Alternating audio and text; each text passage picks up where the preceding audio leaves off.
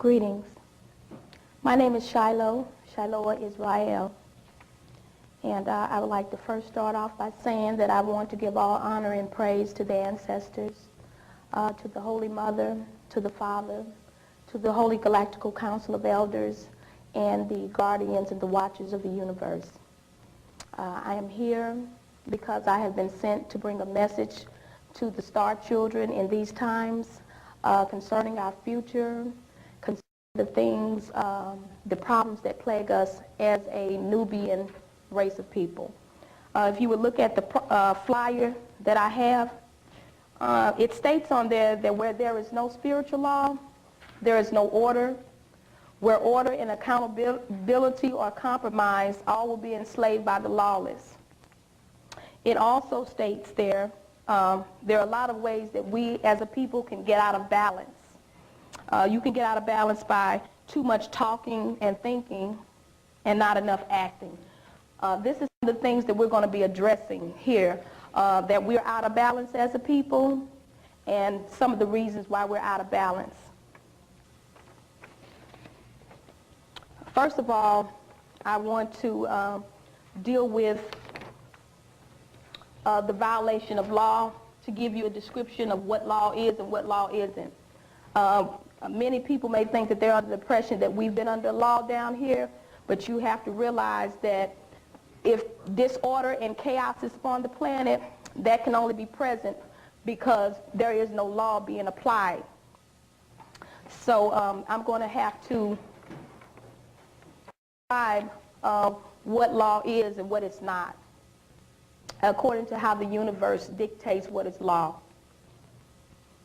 Let me first, the forgotten truths and the laws of life, or the laws that we have not been practicing and following. There are many different types of laws that we have not been following, some applying to the male and to the female, some applying to our relationship to nature, some applying to the various things that we have to be consistent in our daily living.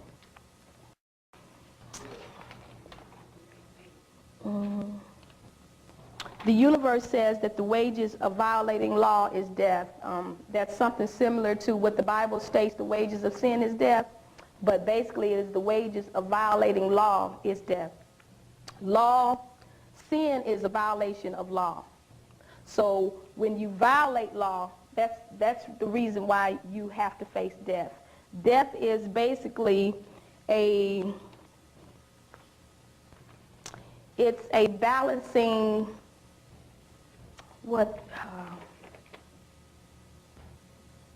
it's a balancing principle that is enforced in the universe, that if you're not good stewards of your body is your temple, and if you're not good stewards of your body, then death plays the role of either eliminating you off the planet because you have not been good stewards of your body, which is your temple that you have been given. So that's why death is here, because obviously we have not been good stewards of the body that we have been given. The role of death and who it is, the symbolic manifestation of life and death. Dealing with up here, you have the woman, which is the wound manifestation, and you have man, which is short for manifestation. Our purpose upon the planet, we were supposed to manifest the higher creative energy or consciousness of the Supreme All. That is why we were put here. Both genders have a particular gender assignment that each one is supposed to fulfill, the male and the female. And those roles were not to be interchanged. None is superior than the other, but both are supposed to balance each other out equally. This has not been done in the society that we're in. So the Galactical Guardians, who keep watch over everything that's going on in the universe, they have watched us down here, and they have decided that we have all abdicated our right to continue to exist. So what I'm here to do is to present the various violations that the universe has said that we have committed these offenses, and that the penalty that we must pay for these offenses is that we no longer are allowed to continue to exist, okay, unless we make some changes. So this is what the new cycle is about. This present cycle has to end because it's a cycle of death and destruction, and for a new resurrection to come about, there has to be a death of the old in order that the new can come back up. So that is what you see taking place right now with all the chaos, the wars, the rumors of wars taking place upon the press. The universe has decided that it will no longer support this present system because there's too much violence. There's the disrespect and abuse of the wombed manifestation. There's the disrespect of the children. There's no love of brother to brother. There's no unification. So when the planet gets to this degree, those who are responsible for creating this planet, they have to make a decision and say, okay, the creation that we have created, are they acting in a way where they are deserving to continue to live? Because we did not create them in this manner. And if you was to answer that question, you would see that, okay, no, we're not. Because we were not created to behave the way down here. So us not keeping good stewards of the planet as far as the environment, the polluting of the air, the water, the food being poisonous, and just so many things that we have just not been very good stewards of is causing the very things that you see and happen on the planet to happen. And it's all dealing with your consciousness, because the consciousness is the primordial seed of creation. You have to know that your real you is not necessarily your flesh. That's just basically your temple that you're using. The real you is the consciousness. When your consciousness is out of alignment or out of balance, okay, that has a global effect because you get other things out of alignment and balance, and that applies to both the male and the female because the two were created to operate as one. And once we no longer operate as one, you have to realize that one imbalance creates another imbalance, which creates another imbalance, and that imbalance can continue on indefinitely. So right now, the whole earth is in a state of imbalance. Now it is up to us as the Nubian race, because you have to realize that we were the indigenous race. We were the first race on the planet. So we were supposed to be the model or the example for everybody else, meaning that our state of unconsciousness has a worldwide effect. So when we sit back and, okay, we're wondering why the Caucasian is so out of balance. Okay, he was not created to be in balance. We're looking at the Asians and why they're so out of balance. We're looking at the Hindus and any of the other races. They're out of balance because we're out of balance, because we were the original model. So everything that's happening on the planet, what I'm trying to show you is where you and your consciousness are directly related to it. Okay? So this is where we're at, the unconsciousness, that we either need to turn one consciousness if we are to continue to survive. Because right now, we are dying. So it's unfortunate that there's no females in here, because a lot of my message is dealing with the wombed manifestation, because as so much of what is going on, she is the problem, she is also the solution. You have to realize that the man comes out of the gateway, which is the vagina, you know, the uterus. So she been given the power or the right to be teacher of both male and female, because as you see up here, wombed manifestation, she is man. She's just the man with the womb.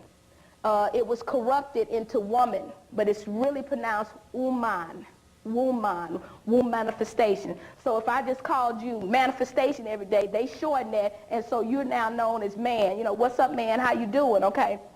But all man is short for manifestation. You are manifestation of wombed manifestation, okay? So her unconsciousness will have an effect on you. I deal with the imprint that the female has upon the child in the womb. Say, for instance, your mother, If she had no knowledge of herself, okay, the first law is to know oneself. Another law is to know one's enemy, okay? If you have a female who has not knowledge of herself, okay, this is going to affect whatever she carries in her womb, because she's been given the power to create in her own likeness after her own kind. And then she has 9 months to imprint various data upon the primordial being of that child in her womb. So when you come out, you're going to actualize what your mother imprinted upon you. Now, if she knew herself and she had the goddess consciousness, okay, she's going to bring forth a God. You know, that's all she can do. There's no God without goddess. Goddess puts God on the planet. If she has the consciousness of abomination and lies and deceits, she's dealing with issues of low self-esteem. She's dealing with issue of not having grown up and been nurtured. Okay, you have to realize that all of this is imprinted upon the child in the womb. And when you come out, okay, you've already been set at a disadvantage. And normally, whatever the consciousness of the mother is, she's going to raise that child up in that environment. If she's Jehovah's Witness, okay, she's going to make sure that that child is raised up getting that type of programming. If she's Muslim, she's going to raise that child up getting that type of programming. So whatever programming your mother has or whoever is your caregiver, that's usually the type of programming you yourself will also get. So you have to realize that that's a lot of power for one individual to have. So that when the Creator gave her that empower, she was supposed to be a very good steward of that. Of course, because of the things that have transpired, the adversary recognized that, and since the war is against the black woman and what comes out of her womb, they knew that in order to destroy a race of people, they had to attack the head. The head is the wombed man. They knew that if they could reprogram her consciousness concerning who she was and how she felt about herself and her environment, that which came out of her body, that they could basically enslave a whole entire race of people. So that was one of the reasons why they did the experiment called the project. We at one time, we used to give birth to great beings like Harriet Tubman, Booker T. Washington, George Washington Carver, Joel Rogers, and you can go on, these fantastic beings that came from the womb of the black woman, you know, and you wouldn't find these beings working in Burger King. You know, you wouldn't find these fantastic minds up in warehouses. You see what I'm saying? But look what she's been putting on the planet. We've been putting Snoopy Dogs and Wows and Roofs and sea murders and stuff like that on the planet. And so you have to realize, okay, what is the consciousness of the other as opposed to what's being put on the planet today? These beings have no sense of oneness. They have no sense of commitment to their race and their species. You see what I'm saying? So there has definitely been a change in consciousness, and it has been done through the reprogramming of the black African female. She's a very unique being. She has special skills and talents that no other female on the planet has. And they have studied her extensively, from head to toe, dead and alive.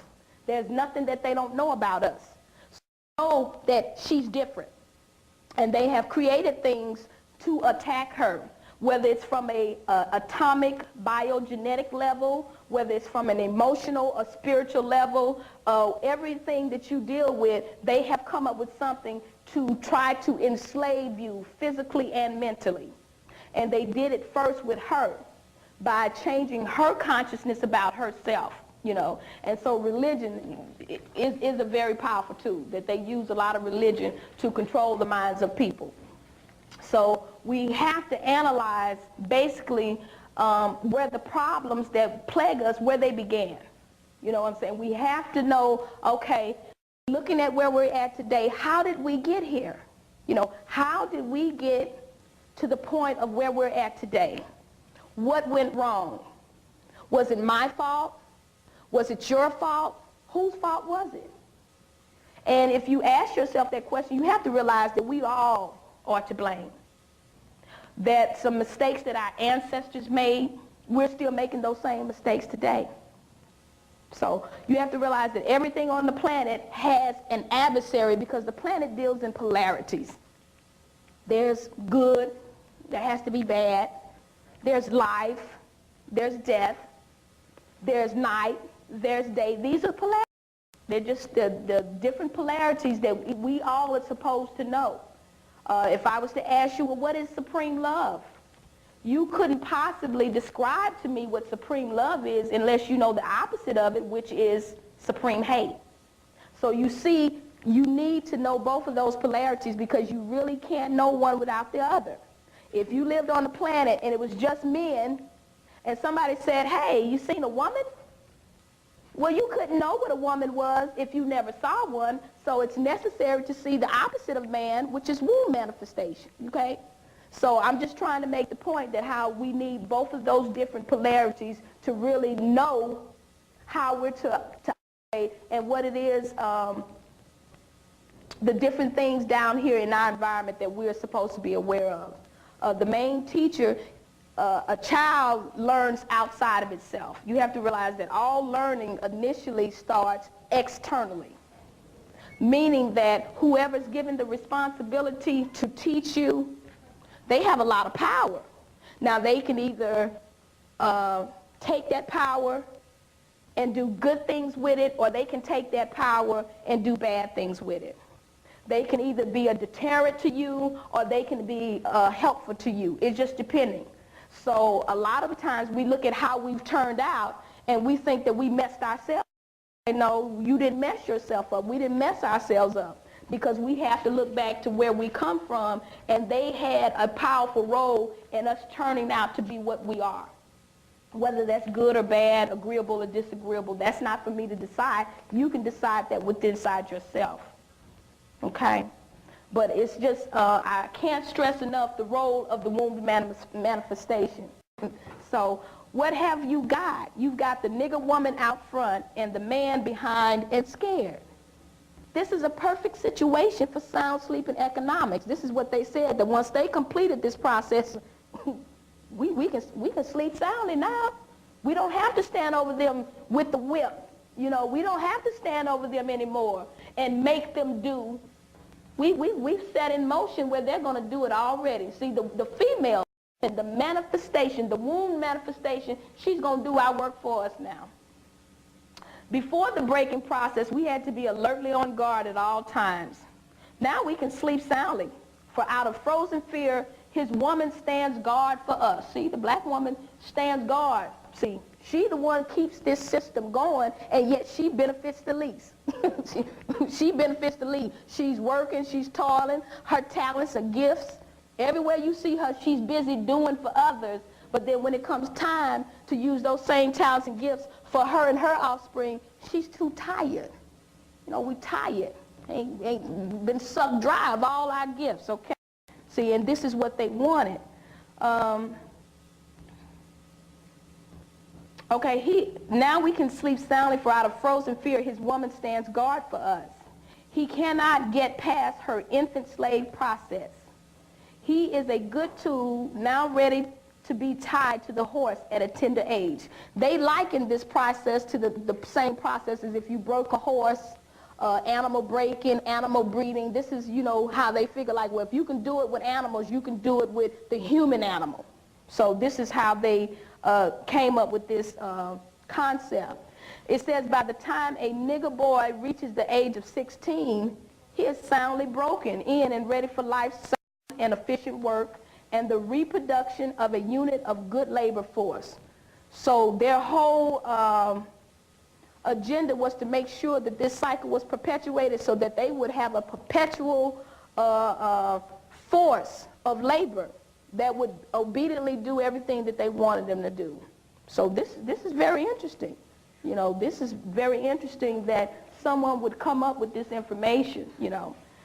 Continuing through the breaking of uncivilized savage niggers by throwing the nigger female savage into a frozen psychological state of independence, by killing off the protective male image, by creating a submissive dependent mind of the nigger male savage, we have created an orbiting cycle that turns in its own axis forever. unless a phenomenon occurs and reshifts the positions of the female savages. We show what we mean by example. Take the case of the 2 economic slave units and examine them closely.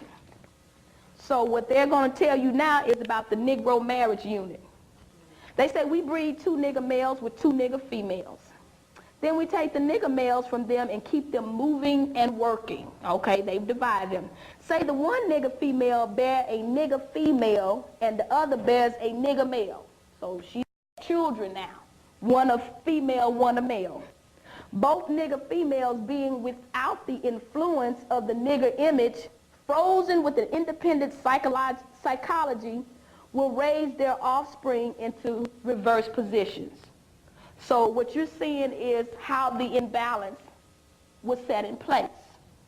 And it's perpetuated and how she perpetuates it. The one with the female offspring will teach her to be like herself. Meaning, hey, they might come kill him any day. We can't, rely off him. They may kill him any day. We really have to be it. We got to really just put our independency upon ourselves. Don't expect him to be around for you. The one with the female offspring will teach her to be like herself, independent and negotiable. Interesting. We negotiate with her, through her, by her, and negotiate her at will. That's what they say. We negotiate with her, through her, by her, and negotiate her at will. The one with the nigger male offspring, she being frozen with a subconscious fear for his life, will raise him to be mentally dependent and weak, but physically strong. In other words, body over mind. What they tell you, mind over matter, well, okay, they did the reverse. Body over mind. Whole life is going to be spent being physically strong, the Mike Tyson type. If you look at Mike Tyson, he looks very physically intimidating, doesn't he? But then when you listen to him, then you can see that the mind is the true power. So someone who wants to manipulate him, all they have to do is capture his mind, and he's going to use his physical body to do whatever you want. So what is the true force? Is it your being physically strong or mentally strong? Mentally strong is the true tool, okay? This is what you really want to work on. Because if you focus too much attention on one and don't apply it to the other, this is what you're going to have, this imbalance. And what's the whole objective to living here on the planet is to keep yourself in constant balance. You have to work at that because there's always going to be outside forces that are going to attempt to try to get you out of balance, But, when we assist in our own imbalance, that's really a problem. It said, now in a few years when these 2 offsprings, so they're basically telling you that this is a race who has been raised this way. Said now in a few years when these 2 types of offspring, genetic experiments now, become fertile for early reproduction, meaning when they begin to have their own children, we will mate and breed them and continue the cycle. You see what I'm saying? And that is good, sound, and long-range comprehensive planning. So these people are just telling you what they did to us. But now we are the ones that's perpetuating this. You see what I'm saying? So we are definitely going to have to work on building that oneness and bringing the male and female back together in oneness. We can't continue to say, okay, the black female, she's the problem. She's too strong. Black female can't sit up there and say the black man is the problem, all of them are dogs. Because see, when you tell him that, and he hears that every day, he's going to say, okay, if I'm a dog, well, what gives birth to dogs? Bitches. So that's how we left off being gods and goddesses, and now we done went to being dogs and bitches. And I mean, and it's really sad because we be singing about it. Bow, wow, wow, yippee-yo, yippee-yay, where my dogs at? I mean, this is sheer unconsciousness. You got the people in the colleges, the Q dogs. I mean, they are really glorifying. You realize in ancient times to be called a dog That was like the lowest of the low. Nobody wanted to be called a dog. You just didn't call a person a dog. But now we go around and we glorify ourselves. We label ourselves as dogs and bitches and hoes. So what does that tell you? That obviously this formula worked. It worked. So you can't read this stuff and hear it and be like, oh, it didn't work. It worked. And it's working now on us. So we have to reshift this. We have to redo this. We have to undo this. It has to start with the female. And I'm not, like I said, trying to undermine the role of the man, because the man's role is important. But you have to realize that the female, the mother, is the first teacher. And, you know, I've heard people say, well, you know, a female, she can't teach no man how to be a man. Let me explain something to you. If the Creator and the universe gave her the responsibility of allowing both to come from her body, she's more than qualified to teach both of them. She wouldn't have been given that responsibility. She's more than qualified. But she's not supposed to be in competition with the man, because she needs him too. Why does she need him? For the very reason I told you in the beginning. To protect, to provide protection, to be the provider. Okay, the man was the helpmate. You have to realize that her main function was the bring forth of life. Not just any life. Not this crazy stuff we are putting on the planet today, these sea murders and these Snoopy dogs and little Bow Wows. That's not what she was put here to bring forth. She was put here to bring forth divine life that represented the supreme consciousness of the supreme all. She is the gateway to the spirit world, and the spirit world and the physical world interacts. So no one took the time to create all of this down here for us to just be down here ourselves. You have to realize that those spiritual beings wanted us to be able to interact down here in physical form. And so she was given the responsibility to bring forth this divine life so that we could maintain that gateway or that doorway from the spiritual realm to the physical realm. And we were to do that until we made our transition and shook off our bodies and went back to our conscious forms. You see what I'm saying? So this was her job.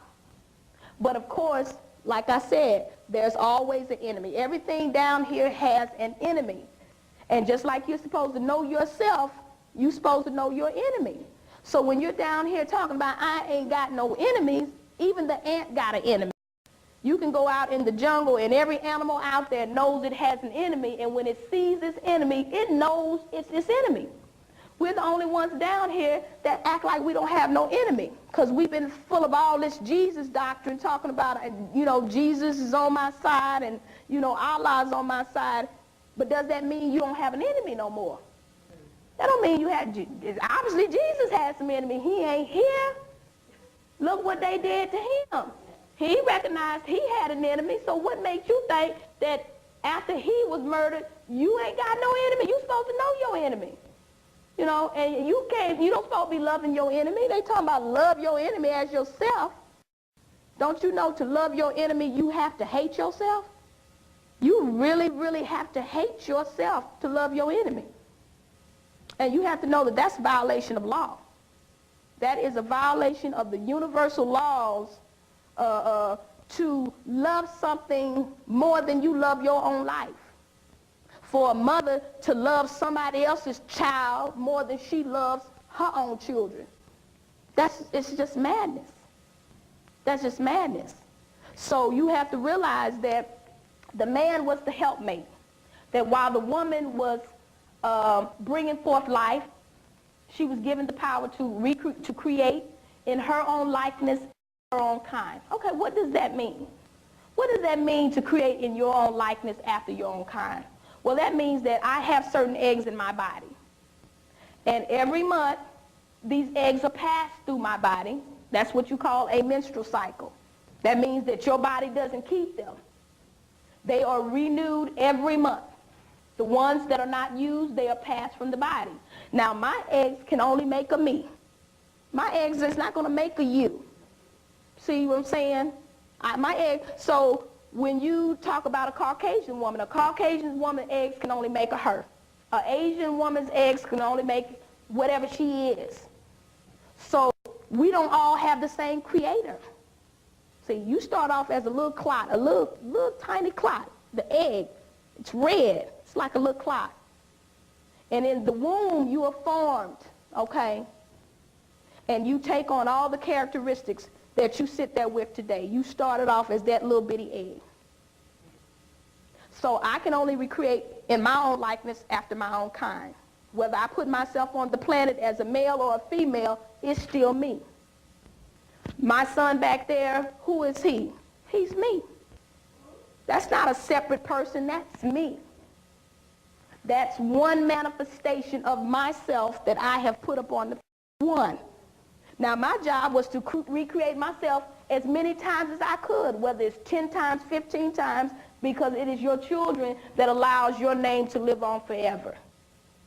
And so if a female is really doing her job, because you have to realize that when she came here, she didn't need to find a job. The universe had already given her one. It was called mother, goddess. That was her job. She didn't have to go try to become a supervisor at IBM. She had a job. It was being mother. And while she was bringing forth life, okay, what is the man? While a female is bringing forth life, does she need to be out there trying to drive a truck? Does she need to be out there on the railroad trying to build a railroad? I mean, it's just certain things that a female should not have to be doing. Should she be trying to worry about a place to stay? Or how she gonna eat? I don't think so. Not while she's bringing forth life. So the man's role was to, while this divine goddess being is bringing forth this light, I'm here to assist her. She shouldn't be worrying about a place to stay. Excuse me. She shouldn't be worrying about, you know, that water coming through the roof. Let me get up there and fix that. She shouldn't be worried about going out there to the field and picking those yams, you know what I'm saying. She's getting along in her prayer. Let me go and help. See, he was the helpmate for her. And the main thing is that while she's pregnant and bringing forth this life, and this life is being created in her womb, there's certain stresses that she really does not need to be under because, like I told you, she's imprinting. She's imprinting. Now, just let me give you a scenario of how a lot of black women end up giving birth. Usually when they find out they're pregnant, they ain't very happy. Some of them even say it was an accident, which is totally ridiculous because ain't no such thing as no accident. Because you had to do something. You had to lay down one. Well, you might have got it standing up. You had to open up your legs and tell him to come on in. Now, that ain't no accident. Now, if you're not aware of the mechanics of your body and what happens to it when you allow that to be done, so how are you going to talk about, well, it was an accident? Okay, this is a female that does not know her creative tools and the power that she was given to create. So if you have a lot of women that get pregnant, they're very unhappy. She's stressed, short of money. And the big whopper is, John say it ain't his. Okay, what kind of consciousness is she now in? Because the average woman, when she allows a man to come to her, he has made her feel that he loves her. She wouldn't let him touch it if he didn't. So obviously he was saying all the right things at first. Okay? So now she says, I'm pregnant. He says, okay, it ain't mine. Because Michael was up in there too. And she's like, but you know, no, this is your baby, this is your baby. And he's like, well, he don't want to deal with it. So what kind of mindset is she in now? She's not in a good mindset because she feels betrayed. She feels rejected and abandoned. Now, is this the way to start off life in your womb with these type of emotions and feelings going on inside of you? I don't think so. Now she's got 9 whole months to do what? Be depressed. Think about, dog, I got to have that baby by myself. And, you know, she's all kind of things going on in her mind. And she's not imprinting anything positive on the fetus because he decided not to help. He decided not to be responsible because just like she didn't know no more about herself and what she was getting into, nobody had told him that you share in the procreation process. So you have to realize that the tools that you were given, they are sacred. The womb is sacred. Your penis is sacred. That's just not a lust stick you got down there between your legs. She has to realize that her vagina is not the man's playground. The womb is sacred. And you have to realize that when you begin to treat the womb or the penis in a manner that's not sacred, you begin to bring forth vibrations and energies that are going to work negatively against you because it's all in the consciousness. And you have to realize that you were giving those tools for the bringing forth of divine life. See, these are powerful tools. And you were supposed to know that these were tools for the bringing forth of divine life.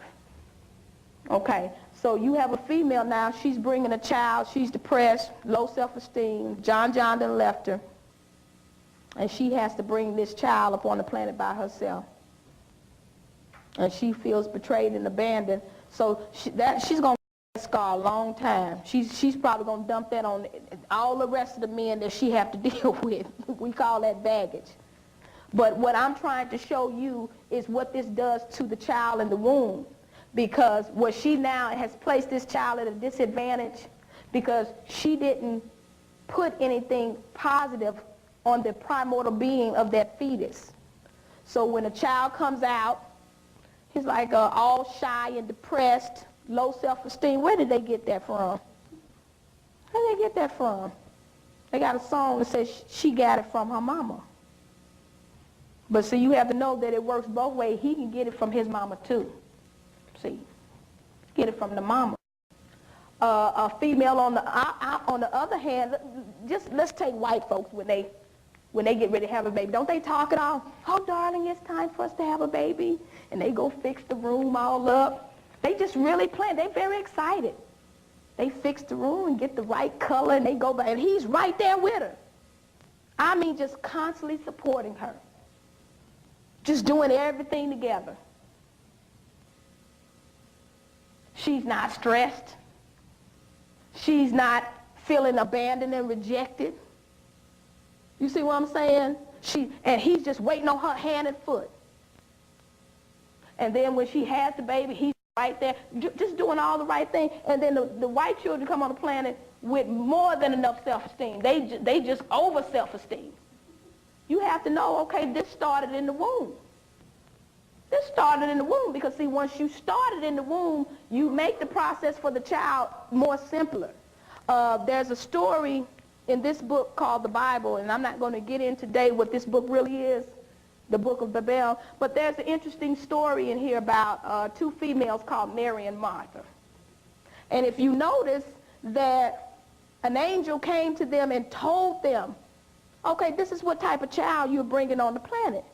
Okay, you're going to bring forth divine beings. So these girls, they knew they had to eat right. They knew that they had to have a certain frame of mind. They knew that, okay, if this is a child that I'm dedicating to the work of the Lord, then they knew they submitted themselves to study. They probably read the law or whatever their laws was as far as their religion that they follow. So by the time that the child got here, was it any wonder that it made its transition into its fulfillment of its destiny so smoothly?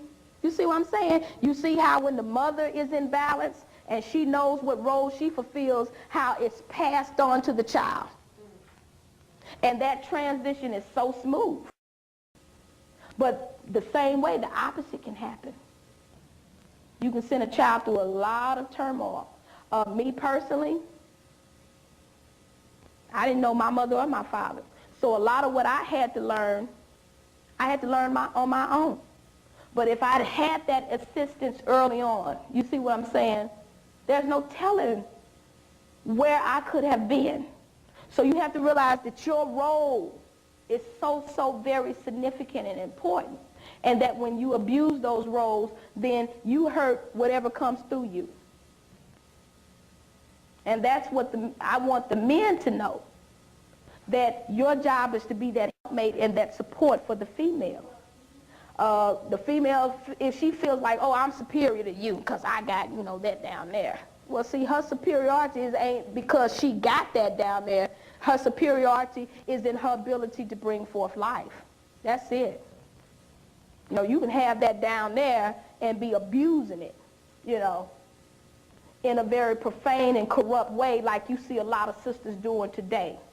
Okay, what she's going to do is bring judgment upon herself because the universal mother says that's a no-no. You were not created to use the sacred womb in such a corrupt manner and then to allow the man to have that imagery of you. Okay, you make all women look bad doing that. You know, because then they begin to view us in a very negative way as opposed to a very spiritual and sacred way. See, it's our job to make sure that you see us in a very spiritual and sacred way. And the only way you're going to do that is how I carry myself. You know what I'm saying? I have to know myself in order for you to know yourself, because you can only do what I allow you to do. So we're going to have to reshift our thinkings and get back in alignment because we are very, very out of alignment. Now, many of us have become Romanized. That's what I call America. See, you're not in America anymore. You are in the newly re-resurrected Roman Empire. If you didn't know it, you know it now. This is straight up wrong. And if you don't know anything about Rome, you need to go get you a quick history lesson. Rome was a very decadent and corrupt place, paganistic. And it does have the harlot spirit. And you have to know that the harlot spirit is not just a female thing. The harlot spirit can be up on the male too. Okay? But see, our job is to resist that spirit. You're not supposed to give into it. But since the females have given into it, they have become so secularized, they have been despiritualized. She's not manifesting herself upon the planet how she was supposed to. And this has resulted in these various curses and plagues that have come upon her. You have to realize that, that everything is cause and effect. And whether you're aware of the laws or not, you break them, there's going to always be a cause and effect that apply to them. So the cause of her disrespecting herself, she has lost the respect of her male counterpart. And he no longer provides protection for her. He no longer provides economic assistance. Now, when I say he, I know there's a lot of men out there who you are doing that. But see, you have to realize that I can't deal with individual situations. I have to look at it the way the universe looks at it. And the universe sees us collectively as a nation. So if you just deal with individual situations, then you can always pick out individual situations where the male and the female are maybe doing the right thing. But I have to deal with black people collectively because that's how the universe deals with us, collectively. So when I talk about the condition of our children, I can't be talking about who's sitting in this room. If you want to see what your children look like, 5 points. Go to these high schools and look at our children, and then you'll see what a messed up situation we're in. But if you just constantly look at your own personal situation, you'll be like, well, who is she talking about? I take care of my wife. Ain't nothing wrong with my children. You have to realize that we have to look at our situation collectively because that's how the universe is looking at our situation collectively. And collectively, we are in trouble. We're in serious trouble. And we need to do something about it, or the universe is going to do something about it. Now, right now, the universe feels that we have not qualified for continued existence. And what do I mean by that? Well, just look at the death, diseases, and pestilences. These are all balancing principles used to assist the planet when you have not been good stewards of your temples. Meaning that if you're not going to be good stewards of your temples, which are your bodies, well, guess what? You shouldn't keep them. So it may start off with cancer, lupus, whatever. There's so many diseases out there. You just pick one. We got them. Whatever we got them. They making up new diseases. Somebody told me something about Cronus. And I'm like, Cronus? What the fuck is Cronus? What is that shit? I'm like, they just coming up with new shit for us. And I'm like, so this is a sign that we have not been good stewards of our temples, and so the universe says you don't get to keep them. You don't get to keep them. And you're going to leave the planet. But the very sad thing is that when you have to watch your children die before you. Now, when you watch your children die before you, you're talking about the extinction of your race or your species. Because I don't know how many of you in here having more babies. Most of us ain't having no babies. And so when our young die without having children, if this keeps up for 20, 25 years, we won't have a race upon the planet. Now, you have to realize that that's serious. That within 20 to 25 years, we can literally not have a race upon the planet. That's serious. That should be very sobering. That should make you think. And then you got all these black people walking around talking, I'm blessed. You know, they think they got it going on and just bought a house. They doing so good. But see, they have eyes to see but can't see, and have ears to hear but can't hear, because they're spiritually dead. And see, the universe says that when you are spiritually dead, you're dead. Now, some of you have been taught that death is being shoved into a casket and put in the ground, but that's not what the universe says that the first death starts spiritually, meaning your consciousness.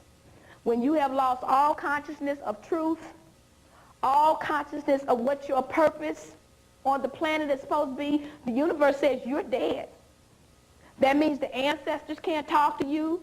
That means the royal family, the creator, they can't talk to you because you are so corrupted and you are so out of balance that the information that they may have for you, they're not going to deal with a corrupted vessel. Why should they impart their wisdom to you? And you've made up your mind to be a Roman. So spiritual death is the first death. Physical death is the second death. That's when you actually get put into the ground.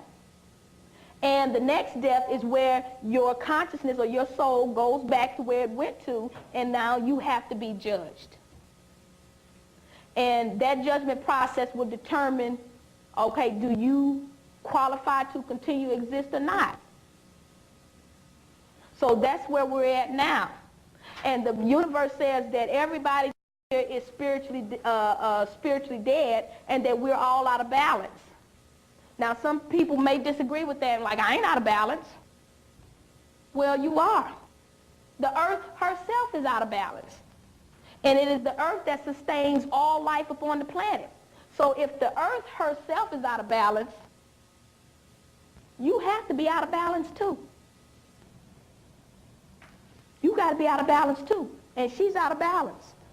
You know, her air is polluted. Her seas and her rivers are polluted. The cutting down of the various trees, the defilement of the rainforest, the overworking of the land. You know, everything has been infected with the laws of death. So the laws of death have been set into motion. And some of these, in most of our cases, we came from the womb being taught the laws of death without even knowing it. You don't know the laws of life, because if you knew them, you wouldn't be dying. And your children wouldn't be dying. So my purpose is to come to you and say, okay, what are the forgotten truths of the laws of life? Because whatever they are, we need to begin to practice them. So you have to realize that all of us qualify for continued existence. That this present system is being destroyed. So when you see the wars and the divisions and one nation after another nation rising up against each other, okay, this is all signs that this present system is being destroyed. And the earth needs to be destroyed too, because she has been so corrupted and defiled that she does not want to stay in this state. Okay? So she knows that in order to be re-resurrected, pristine and pure in her original state, that this old one has to be destroyed. That's just like if I told you you can get a new body, and that your new body will not have any of the defects that your present one has. You know, if you got surgery scars or you're being racked with arthritis, and I tell you, when you get a new body and you stand up there and give me an argument like, well, it's the only body I know. I don't think I really want to give this up. You know, I'm like, but you're going to get a new one. You ain't going to have the pains of arthritis. Your back hurting you, you know what I'm saying? Them surgery scars, them hickeys and stuff you got, it won't have it. And you steady going to argue with me talking about you don't want that?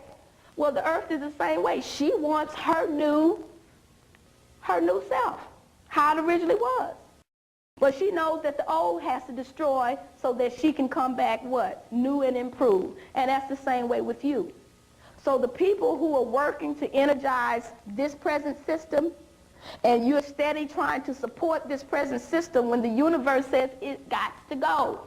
Now the European and the Caucasians, they want you to think that let's come together and be one, that there's going to be a one world order and there's going to be peace and love. Don't you believe it? Don't you believe that? See, they've got to suck you into that to get you to energize it, because you have to realize that we as Nubian people are the creators. We are the creators. Why? We have melanin. Well, that plays a role. But because we can access the spiritual realm. They can't. They are totally locked into the physical. They cannot access the gateway or the doorways to the spiritual realm. Only we can do that. But see, we have given up that power that our ancestors once have to become so materialistic and secularized. So their job was to make us like what? Like them. Be just like us. And we've gone along with it. But you've neutralized yourself. So your power was in your what? Was in your knowledge of the spiritual realm and how to access those powers from the spiritual realm. And the female really is the gateway. See, the man manifestation represents the physical. The womb manifestation represents the spiritual. She's the gateway to the spiritual realm. She's the protective guardian angel, basically, of the planet. So when you separate yourself from her, what you do is you cut off your spiritual protection. I was on the radio the other night and I said, okay, when the female comes into a mindset that she doesn't need the male, guess what she does? She cuts herself off from the protection of the man.